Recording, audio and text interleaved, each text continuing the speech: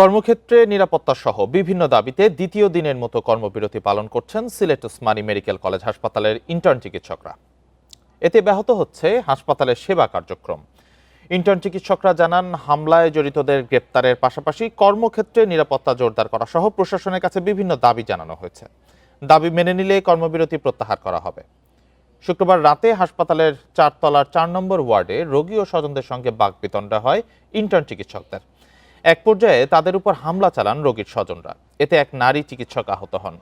প্রতিবাদে কর্মবিরতি শুরু করেন ইন্টার্ন চিকিৎসকরা। এদিকে শনিবার এ নিয়ে হাসপাতালে কর্তৃপক্ষের সঙ্গে ইন্টার্ন চিকিৎসকদের বৈঠক হলেও বিষয়টি সমাধান হয়নি। তদন্তে শনিবার 5 সদস্যের কমিটি গঠন করেছে হাসপাতাল কর্তৃপক্ষ। এ নিয়ে জানাতে সিলেট থেকে যুক্ত হয়েছেন সহকর্মী রানা মজুমদার। রানা, দ্বিতীয় দিনের মতো কর্মবিরতি করছেন ইন্টার্ন চিকিৎসকরা। সেবা কার্যক্রমে আসলে কি ধরনের প্রভাব পড়ছে, রোগীদের কি ধরনের ভোগান্তি হচ্ছে, আর আরেকটি বিষয়, তারা আসলে কি ধরনের আশ্বাস পেলে আবার কর্মে যোগ দেবেন আর কি? একটা বৈঠক তো হয়েছে, সেখানে তো সমাধান আসেনি।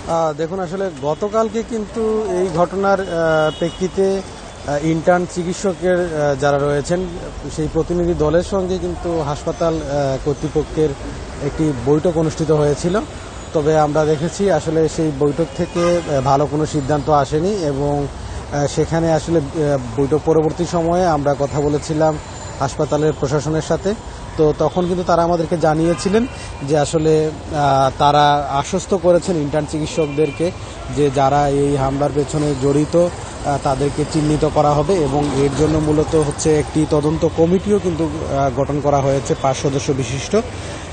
পাশাপাশি তাদের যে অন্যান্য দাবি দেওয়া যেগুলো ছিল সেই দাবি দেওয়াগুলো পূরণেও আশ্বাস দেওয়া হয়েছিল।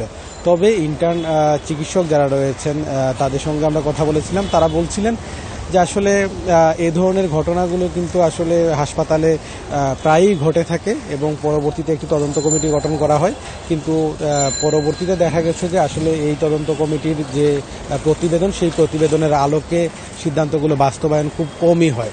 এটি হচ্ছে একটি বিষয়। পাশাপাশি তারা বলছিলেন যে কর্মক্ষেত্রে তাদের নিরাপত্তাহীনতা রয়েছে এবং এক্ষেত্রে আনসার বাহিনীর যারা সদস্য রয়েছেন, দায়িত্ব পালন করেন, তাদের সংখ্যাও কিন্তু একেবারেই কম।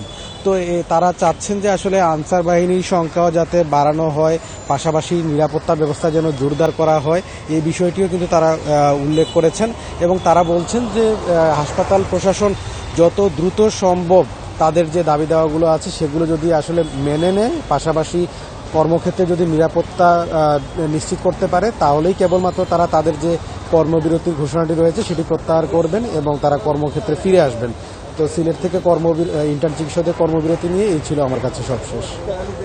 সিলেট থেকে জানাচ্ছিলেন সহকর্মী রানা মজুমদার।